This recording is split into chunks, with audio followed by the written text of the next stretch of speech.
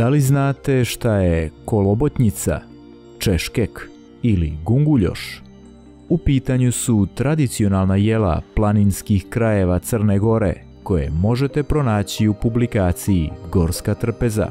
Prikupili smo te recepte, angažovali profesionalnog kuvara da nam pomogne da ih adaptiramo, standardizujemo i onda smo prikupili priče o tim jelima ili namirnicama i objavili jednu publikaciju koja nam je toliko pomogla u stvari da oslobodimo ljude i da se ponosom pričaju i o kačamaku i o skrobu od kopriva i jednostavnim seoskim jelima.